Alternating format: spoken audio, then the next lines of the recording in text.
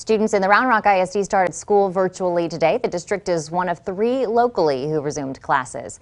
The Kimberly family invited KXAN into their home for the first day. Both Blaine and Keller met their teachers and classmates online, then went over their lesson plans. Their dad, Logan, expects a few challenges over the next few weeks, but thinks his sons should be able to work through it. I think we're really trying to kind of let him figure it out and let him kind of do his own thing so that he can still kind of adjust and grow like as a person and not just academically, right? And I stand corrected, they actually started yesterday. My apologies. Round Rock ISD did have an equipment issue that caused some elementary school teachers to experience problems, but the district says it was quickly addressed. Administrators updated parents about it in a Facebook post. Navigating connectivity issues during at-home learning is something that I actually asked a Firat Education consultant about recently. Here is a bit of my conversation with Courtney Green.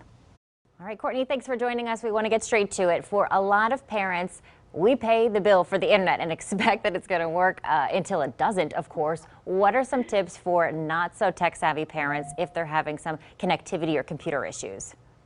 Yeah, absolutely. I think the first step would absolutely be to breathe.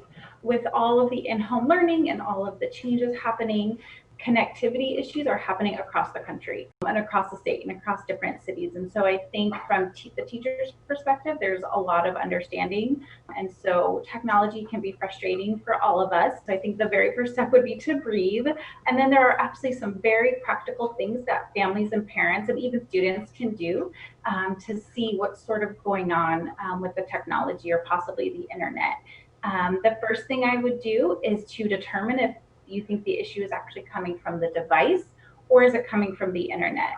Sometimes there can be some confusion between that for families, but if you do determine that the issue is with the internet, the first thing I would do or that I would recommend would be to go ahead and try a different browser. Sometimes there are platforms and programs that work better with Google Chrome, for example, over Firefox. All right, Courtney, many families are limited to certain internet service providers based on where they live. How important is it to have those options?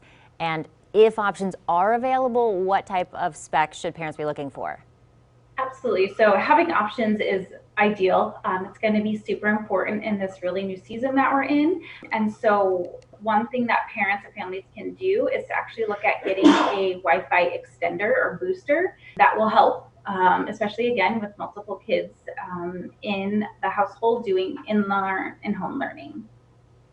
And so none of this is cheap. None of setting up a home learning environment is feasible for everyone. So what are some essentials that parents should really prioritize?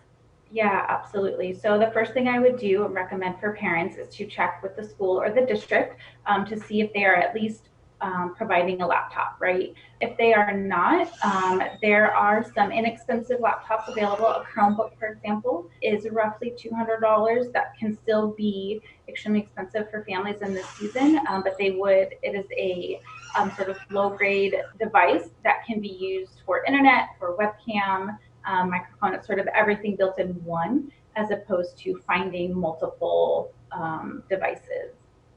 Your company, Firat Education, specializes in preparing students for college entrance exams.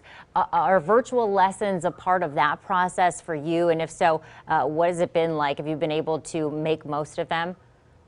Yeah, so we've been fortunate. We've been using Zoom since before COVID even began, and we utilize all of the aspects of Zoom.